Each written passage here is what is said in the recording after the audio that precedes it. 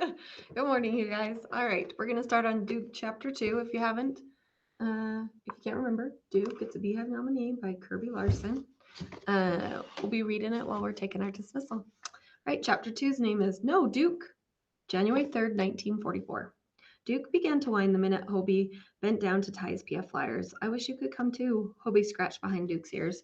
How about if I make it up to you with a bike ride after school? Duke's answer was to shake himself from tip to tail. Don't forget, it's Monday. Mom called down the hall. Stamp day.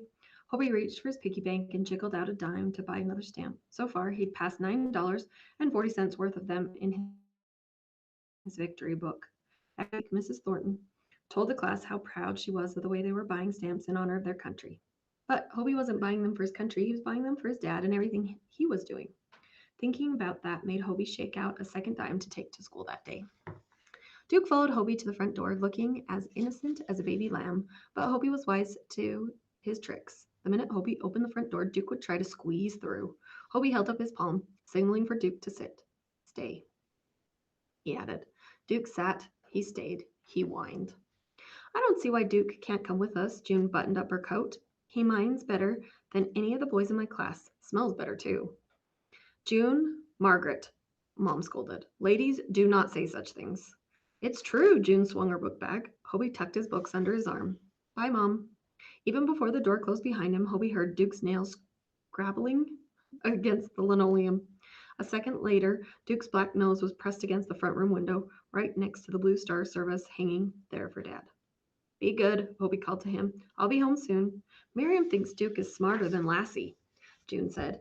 I said he's smarter than Lassie and Toto and Bala, all rolled into one. He is artfully smart, Hobie joked. He paused as they turned down the sidewalk, trying to forget that conversation with Mr. Gilbert yesterday. June struck a He-Man pose, and I bet he's even braver than Rin Tin Tin. She tilted her head back and howled like a wolf. Hobie didn't want to talk about Duke anymore. You better practice your words, he said. You don't want Miriam to win the spelling ribbon, do you? June stamped her foot. No, I don't. She hopped over a puddle and began reciting. She finished the last word on her weekly list as they arrived at school. B-E-A-R, bear. June clapped her hands. There, I'm going to get 100% on that test today. Well, I'm going to get 200%. Miriam marched up to June, her hands on her hips. 300%. June stuck out her tongue for emphasis. Hobie pointed to the first grade classroom. Don't be late. The two spelling rivals jockeyed for position, each trying to beat each other inside the classroom. Down the hall, Hobie started into his own classroom. Then he stopped. There was something new, and it wasn't just that poster. Someone was sitting in Scooter's desk, a kid whose ears stuck out in a friendly way. Hey, said Hobie. Hey, said the kid. The final bell rang. Mrs. Thornton looked out at her students. Catherine, will you lead us in the Pledge of Allegiance? All rise, Catherine commanded. She stood at the front of the room, towering over everyone, even Mitch Mitchell. With liberty and justice for all, she finished up before the rest of the students. For all, echoed the class. Before we do our victory stamps, I'd like to introduce you to someone. Mrs. Thornton waved the new boy to the front. This is Max Klein. Other teachers might tell the new kid to say something about himself, but Mrs. Thornton was nicer than that. She studied each row of students. I know without asking that each and every one of you will make Max feel welcome. Was it his imagination, or did Mrs. Thornton's gaze linger a bit longer on Hobie than anyone else? He sat up straighter. Max took his seat again quickly and began tapping the heels of his shoes against the chair legs.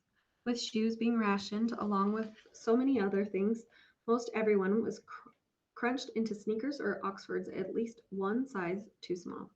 Kicking your foot back into his heels, easing the pinching, Hobie had figured that out too. I know you young citizens are eager to buy your war stamp, said Mrs. Thornton. Form a line behind Catherine. When it was his turn, Hobie slid his 2 dimes across Mrs. Thornton's desk and she slid 2 stamps back. I'm so proud of you. You're halfway to war bond. Hobie's cheeks didn't cool down until Mrs. Thornton announced that it was time for science. Please take your textbooks, she said. Hobie pulled out his book, glancing toward the new kid. A Green Lantern comic peeked out from underneath the composition notebook in his desk. Hobie smiled. Mrs. Thornton asked Catherine and Marty to pass out worksheets. Do your best to fill in the answers on your own, she said. We'll go over them together before recess. Hobie wrote his name at the top of the worksheet. You could tell from the first question that he should have done his science reading over vacation. He filled in all the blanks he could, then looked around the room. Most everyone else was still scribbling away. He'd better look busy, too. He drew a doodle on the page lightly. It looked sort of like a shield, like the one Captain America used. He had a few more lines. "You're a good artist," Max whispered. "Thanks," Hobie whispered back. Then he put his arm out to block his drawing. If Max could see, so could anyone, like Mrs. Thornton. Hobie hunched over, adding a big star right in the center of the shield. Now it was practically like the one in the comics. "Is everyone just about finished?" asked Mrs. Thornton. A few kids groaned. "Okay," she said. "One more minute." Hobie flashed the finished work of art at Max. Earning a thumbs up, he admired it once more himself and then set to work with the eraser at the end of his pencil. Mrs. Thornton would never know. "Let's begin with the first question." Their teacher clapped her hands for attention. "Do any of my young citizens know why we're being asked to save cooking fats?" Mitch's hand flew up. "To make bombs," he said. "Kapow!" He glared at Max. "But how are they used in the bombs?" Mrs. Thornton pressed. "Can anyone be more specific?" Hobie stared at her. Mom saved every bit of grease in a can on the back of the stove. When it was full, Sorry about that. When it was full, he would ride over to the butcher's, but now he realized he had no idea why. From the corner of his eye, Hobie saw a hand inch up. "Max?" Mrs. Thornton flashed her Ginger Rogers smile in that direction. "The military extracts glycerin from the fats," he said, "to make explosives." "Very good." Mrs. Thornton looked like she could turn a cartwheel for joy. "Kapow!" said Catherine, and then giggled. "I knew that," Mitch grumbled. "Max, I can tell you are going to be a wonderful addition to our classroom." Mrs. Thornton brushed the chalk from her hands. "And now, my young citizens, it's time for recess." The cloakroom was a jumble of everyone getting into coats and jackets. Mitch jabbed his elbow into Max's ribs. "I didn't see you buy a stamp today," he said. Catherine edged over to the boys. "Leave him alone. Are you on his side?" Mitch asked. Maybe you both want Hitler to win this war." Hobie's stomach knotted like a wet rope. The kid hadn't even been here one day, and Mitch was starting in on him. He knew he should do something, but what? Hobie wished he'd inherited more than a name from his fisherman grandfather.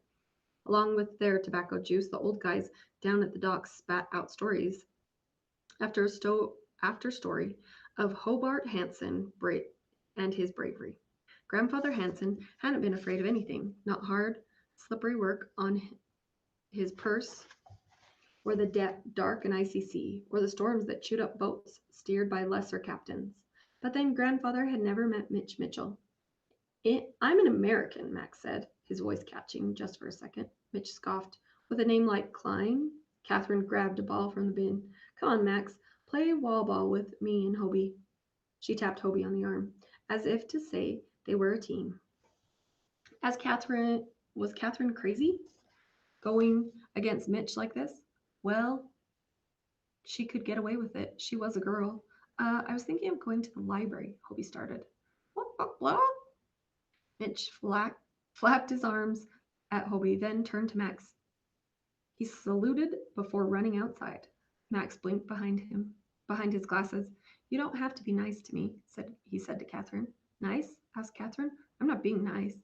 The look she gave Hobie was sad. No, disappointed. "I'm going to clean your clock." Max snorted. "I'd like to see you try." They ran off, too, leaving Hobie alone in the cloakroom, alone and wondering once again why he couldn't have inherited more than a name from his grandfather. All right, that's chapter 2. We'll see you tomorrow with chapter 3. Maybe.